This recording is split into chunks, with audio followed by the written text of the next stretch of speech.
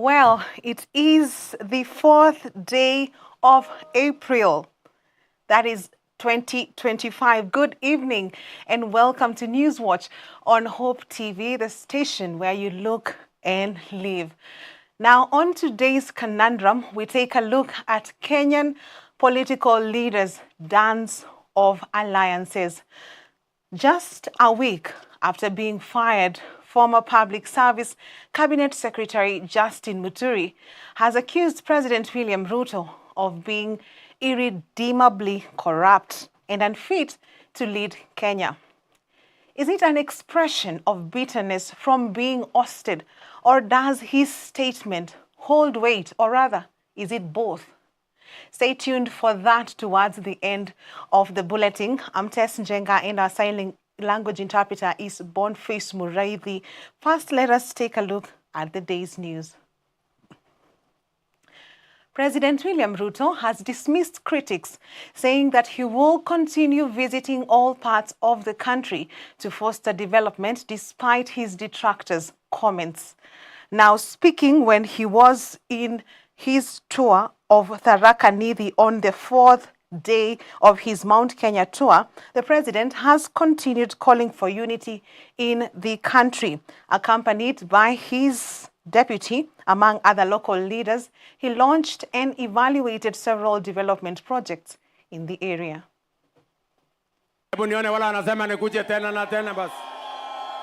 Sasa please, wale wananisumbua kuniambia nimekuja kufanya siasa, please tafuteni kazi nyingine ya kufanya. Wacha mimi nishughulike na hao wananchi. Wanataka kujua stima itafika saa ngapi, wanataka kujua mambo yao ya maendeleo. Ni kweli ama si kweli? Ni kweli ama si kweli? Alafu unajua nikikaa kidogo wananchi tena wanauliza na ule mtu tulimchagua aliyepotea wapi? Unajua juzi nilikuwa naulizwa, wewe umeenda wapi 6 months? Sasa nilikuwa nauliza, sasa mimi nashangaa hii kazi nitafanya namna gani? Nikikaa wengine wananiuliza, nikikuja wengine wanasema nimekuja kufanya siasa. I don't know what I'm going to do with this business. Sijui kama tunaelewana jameni. Lakini kwa sababu nyinyi ndio wadosi wangu na mumesema nikuje, basi wale wengine watafute kazi ya kufanya, mimi nitakuja. Tumekubaliana?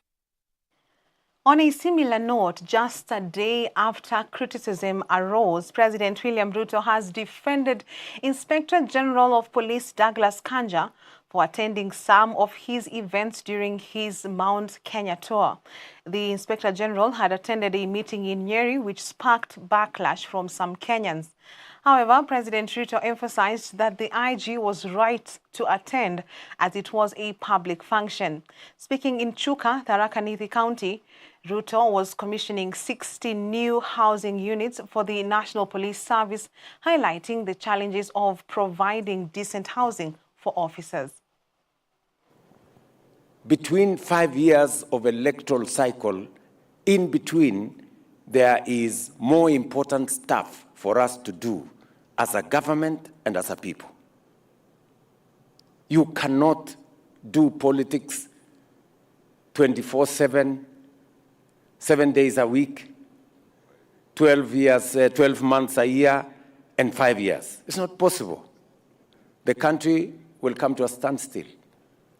There will be a moment for Kenyans to go to elections, and we will find ourselves in campaigns, and we will put on our yellows, others will put on whatever they are putting on, orange and green and whatever.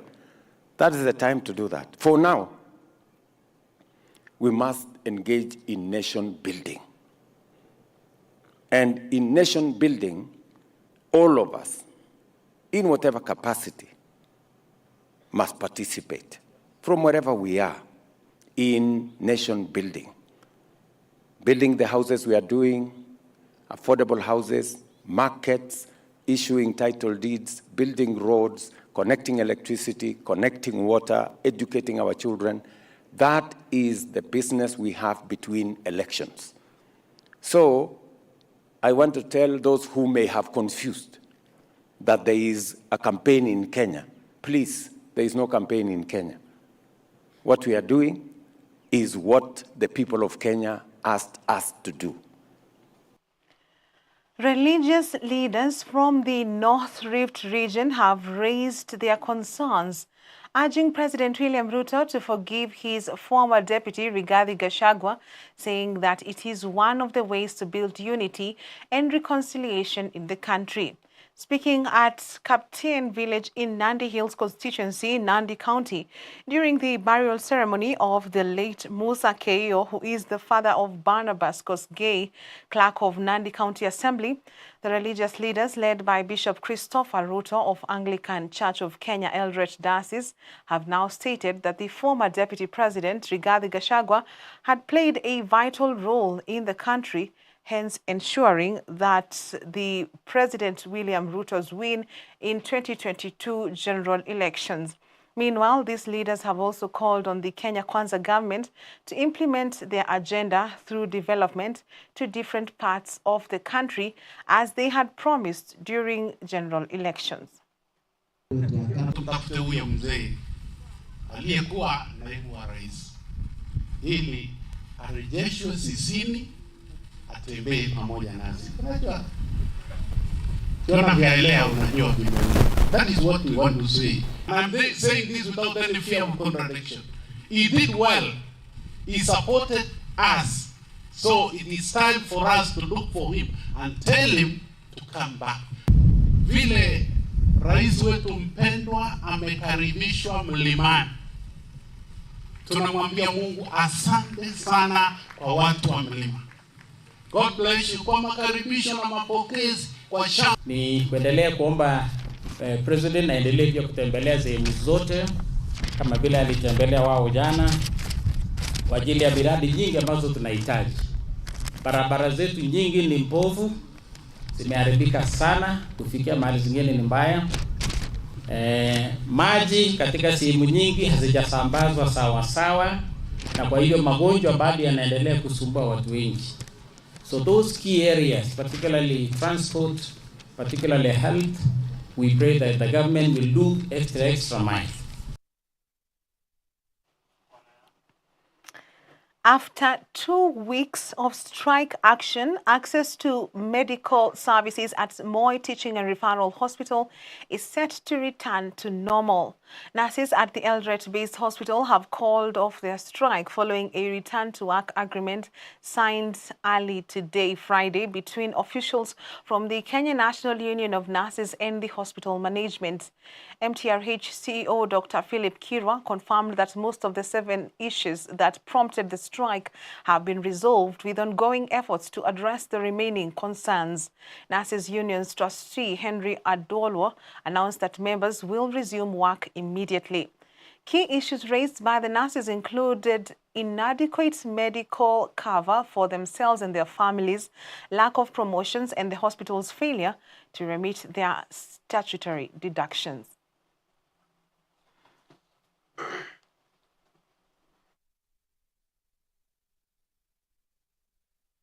Following the many discussions that we've had with them and the negotiations, today we've actually reached an agreement for them to resume duties immediately, and we are here to welcome you to signing of our return to work formula. We made various appeals to government through National Treasury, and as you heard from the recent supplementary budget, we've been given some amount of money which will actually help us to mitigate that challenge, and we really truly appreciate our Ministry of Health and the National Treasury and our government and under President William Ruto for the support that they've given us by giving us another 1 billion shillings, which we are in the process of just about to receive. Solomon Nabie, the director of ICFEM, has called on leaders to be more accountable in the spending of public funds. Speaking after the launch of the Believe project, which will focus on eye health in Bungoma County for the next 3 years, Nabia said that if county governments had been using public funds effectively since devolution, there would be no issues in providing quality services to citizens. He emphasized the need for collaboration between the government and non-governmental organizations to enhance public delivery for the public. Robert Lambisia, an official from the Ministry of Health, commended ICEFM's efforts, noting that the county government has taken on the responsibility of improving healthcare in the region. Everybody will be getting assistance, but 3/4 of the budget that we get, of the money we get in our governments, in the county government, in national government, is used on personal things, and the people who are the reason why God gave that money end up not getting anything. You see somebody getting big houses, buying many cars, buying many plots at the expense of a blind person, at the expenses of a lame person receiving their healing. And before God, all those things you are buying are going to become diseased very soon. They are going to become diseased very soon, because as long as people are crying, those things must receive the sickness that these people are having. May God speak to us as Bungoma County. And on that note, let us take a short break on Newswatch tonight. More is coming up on the other side.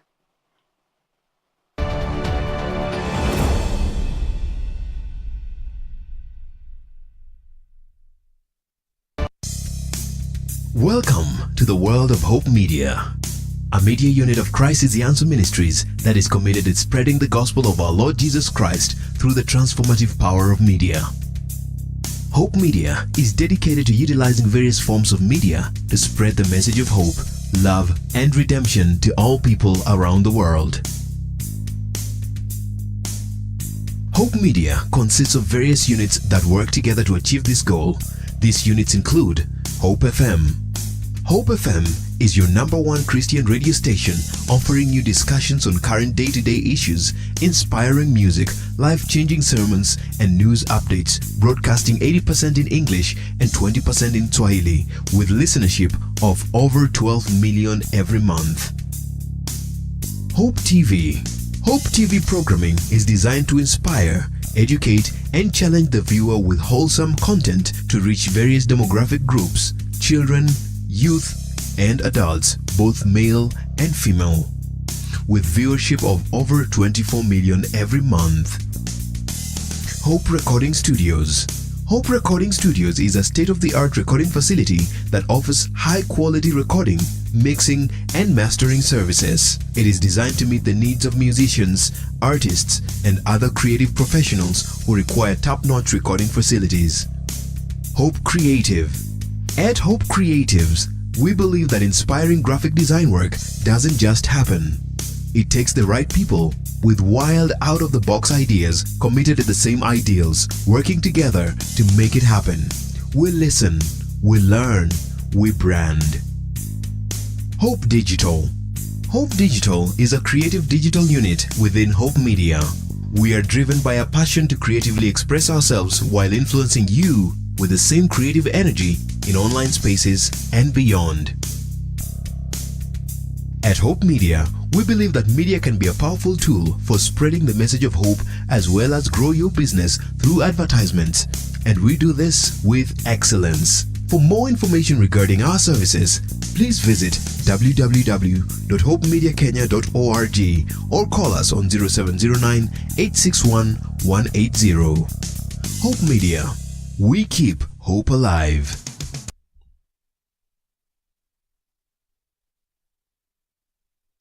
Aya, I'm not go TV stream. It's free. Eh? Go TV stream iko mkononi na ni free. Download Go TV Stream app for free. Enjoy live TV na shows kamia nane. Download and watch later anytime, anywhere. Go TV Stream iko mkononi na ni free. Available to active subscribers. Go TV. Love it.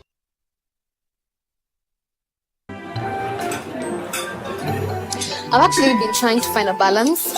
It's been really tough and hectic, but everyone says once you get a hang of it, it becomes better, and I don't know, but I'm hoping to find a balance soon because it's really been hectic. But you've been in the job industry for a long time, so I think you would know better. Cindy? Huh? What time is it? I need to catch up on Leadership Forum. Do they have a radio here? Never mind. I brought my own. No way. You can't be serious. Wait, why do you have a radio and you can just catch up with the shows on Hope FM podcast? Really? Even which of the what? I mean, you can find them on whatever platform, name it. AfriPods, Google Podcasts, Apple Podcasts, Spotify, you name it. But I'm not subscribed on any of them. So no worries. You can just check out their latest episodes on hopemediakenya.org. You can now listen to select Hope FM programs on your favorite podcast streaming platform or directly on our website www.hopemediakenya.org. Listen and live.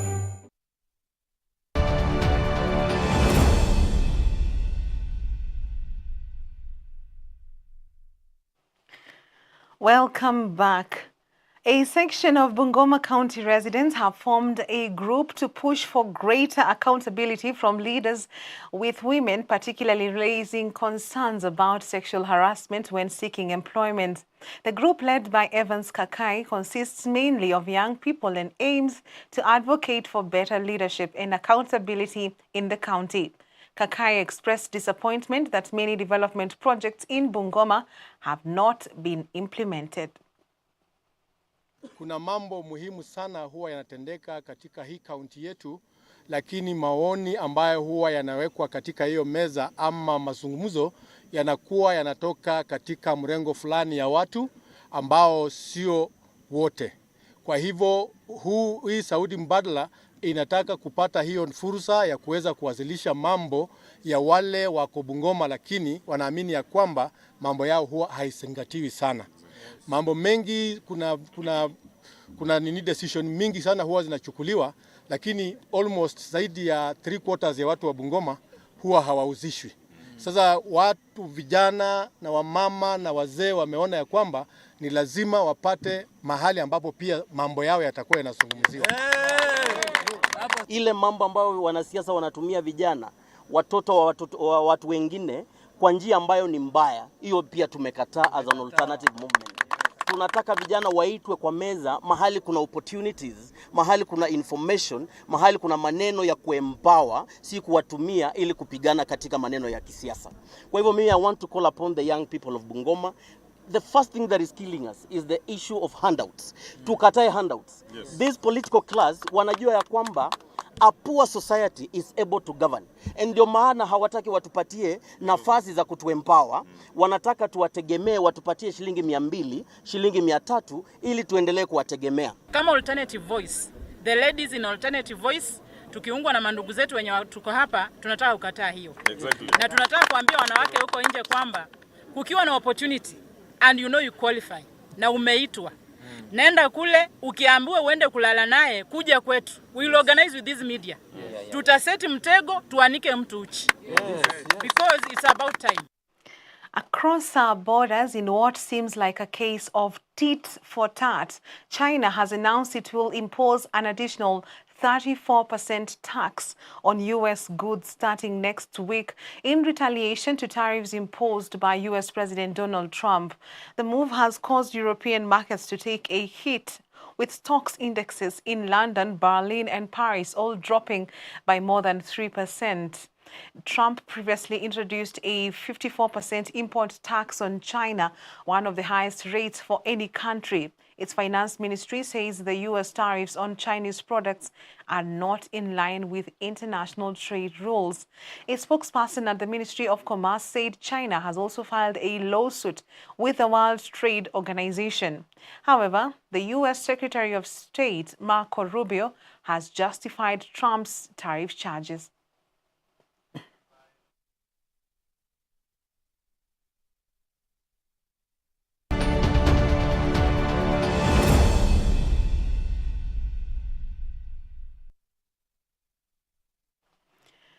Now in business, Kenya is set to host over 1,000 young Africans this June for the Corps Africa All-Country Conference 2025, set to take place in Nairobi.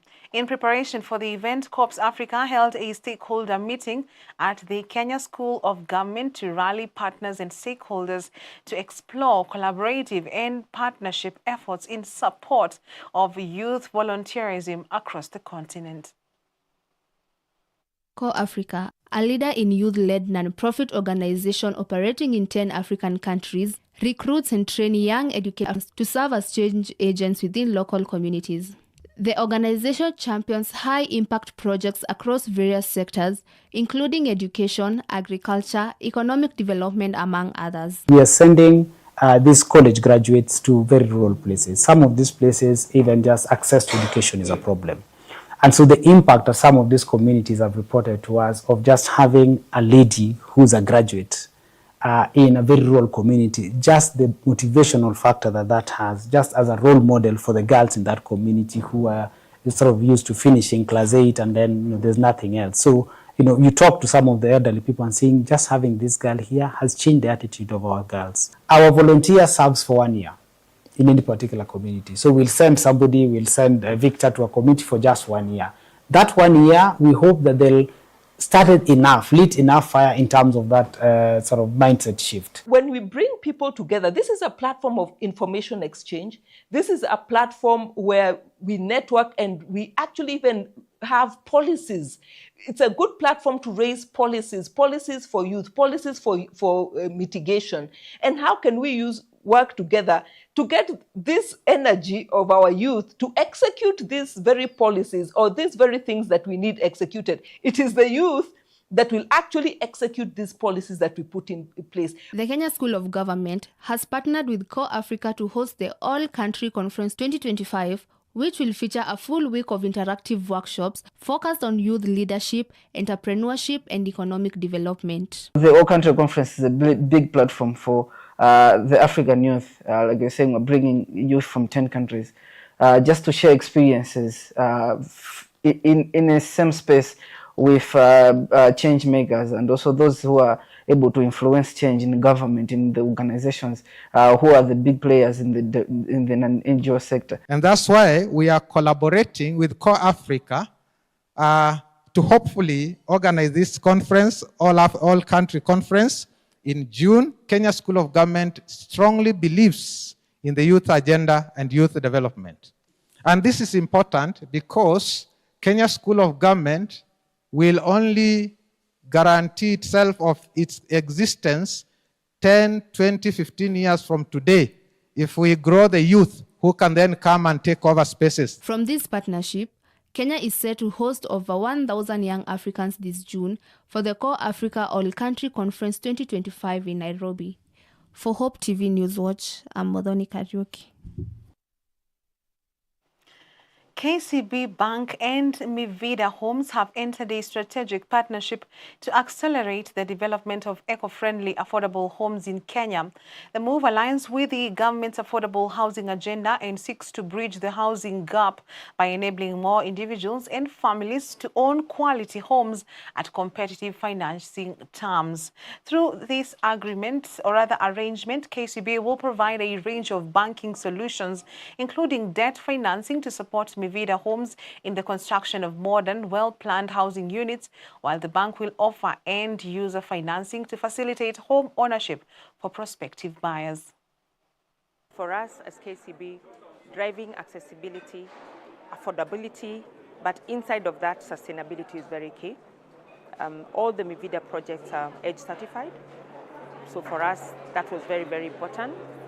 Then two, being developed like today on the site we are in, this is a master plan of about 47 acres. In another 20 years, the developments we are financing, where will they be? What impact will they have on the environment? So for us, that was very key, and that was the main driver that chose the kind of partnership that we want to run with Mivida. And the second thing is that they're building in scale. They have a stock of about 5,000 units. We come in handy on the end user finance through our partnership with KMRC. So we are able to give Kenyans financing up to 105%, meaning they don't need to put in any deposit. Affordable housing has had two challenges, broad challenges. If I think on the supply side, the lack of very deep project finance market, and you need people with large balance sheets like KCB to be able to solve that side. But more importantly, it's the absence of the demand side financing with affordable mortgages. Previously, mortgages were 15, 18% plus, which would have made it very difficult for people to finance their homes. This partnership at a 9.5%, 1 to 5% funding, so you don't have to raise your deposit. I think it opens up a broader segment of the population to now have an interest in investing in homes.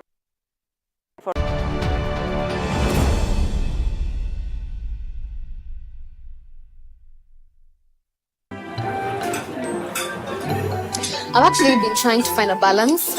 It's been really tough and hectic, but everyone says once you get a hang of it, it becomes better, and I don't know, but I'm hoping to find a balance soon because it's really been hectic. But you've been in the job industry for a long time, so I think you would know better. Sindio? Huh? What time is it? I need to catch up on Leadership Forum. Did they have a radio here? Never mind. I brought my own. No way. You can't be serious. Wait, why do you have a radio and you can just catch up with the shows on Hope FM podcast? Really? Even which of the what? Yeah. I mean, you can find them on whatever platform, name it. AfriPods, Google Podcasts, Apple Podcasts, Spotify, you name it. But I'm not subscribed on any of them. So no worries. You can just check out the latest episodes on hopemediakenya.org. You can now listen to select Hope FM programs on your favorite podcast streaming platform or directly on our website, www.hopemediakenya.org. Listen and live.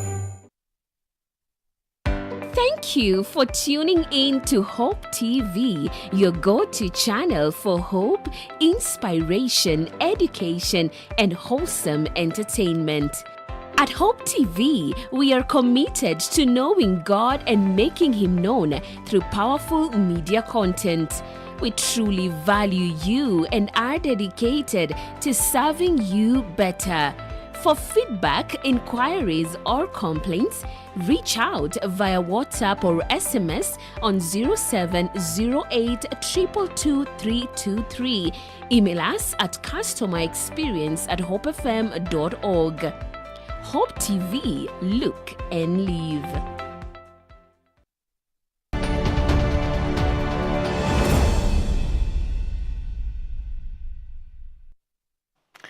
Welcome back in sports. The NCBA Winston Churchill Championship kicked off Friday at Thika Sports Club, running from April 4th to 6th, which is part of the Kenya Amateur Golf Championship Series. The tournament features 78 players competing for a prize pool of 500,000 shillings. Among the top contenders is John Lejirma, fresh off his victory at the NCBA Kisii Open, where he won the Shabana Trophy with a commanding 10-stroke lead. Lejirma, currently leading the 2025 KAGC leaderboard, aims to add another title to his impressive haul. Defending champion Elvis Muigwa of Kiambu Golf Club will also be looking to retain his title at the event.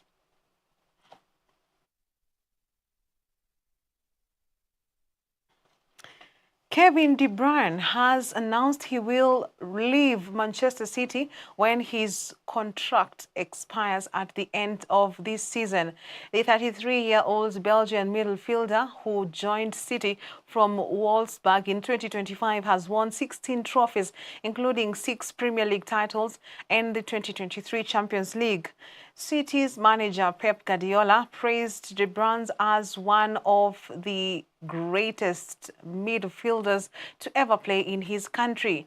He has scored 106 goals in 416 appearances for City and thanked the club and fans on social media, calling his time at City the best chapter of his life.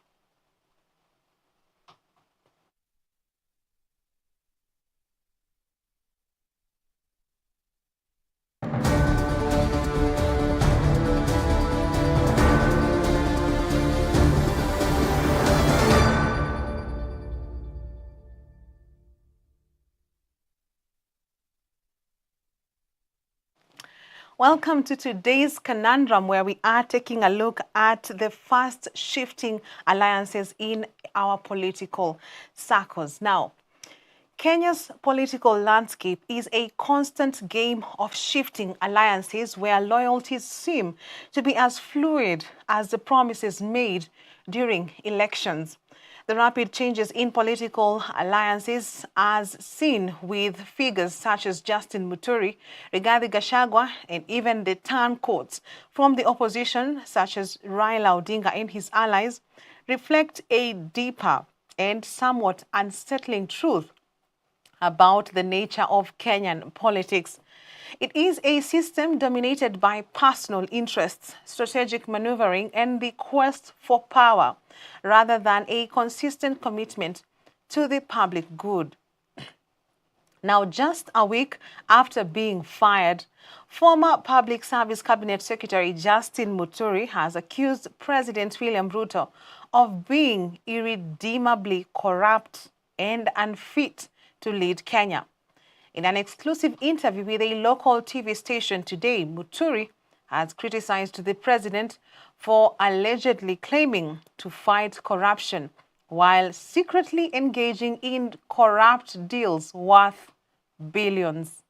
Muturi, who worked closely with Ruto for 2 years in his cabinet, claims that the president presents a different persona in private compared to his public image. This is a far cry from the unity displayed ahead of the 2022 elections. However, Muturi is not the only one who has changed tune. Former Deputy President Rigathi Gachagua has also said that President William Ruto should be sent home in 2027. Is it an expression of bitterness from being ousted, or do their statements hold weight? On the other hand, the sudden transition of opposition leaders such as Raila Odinga and the like from staunch critics of the government to active members of the cabinet highlights a political culture where pragmatism often trumps ideology. One day, these politicians are exchanging harsh words and denouncing each other in the fiercest terms. The next, they are signing coalition pacts, praising each other's leadership, and joining hands in the pursuit of power.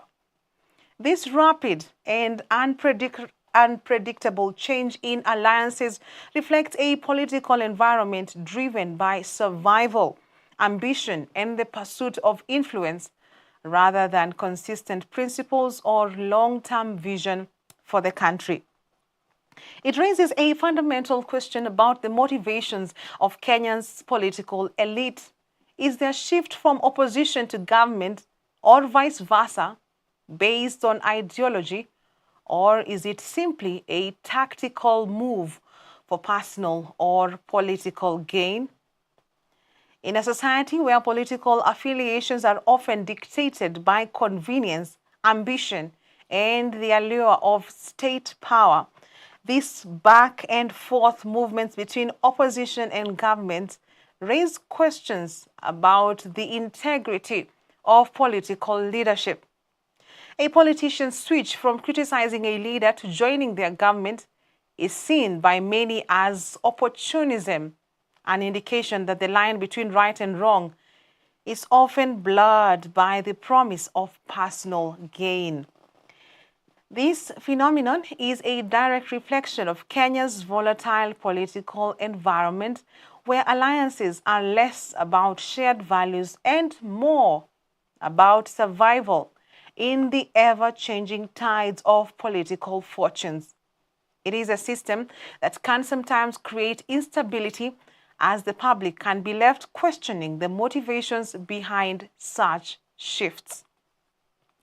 As Kenya approaches the 2027 election cycle, this churning political milieu will continue to shape the national discourse, with every move watched by a public both disillusioned and intrigued by the dance of alliances. And that is today's conundrum.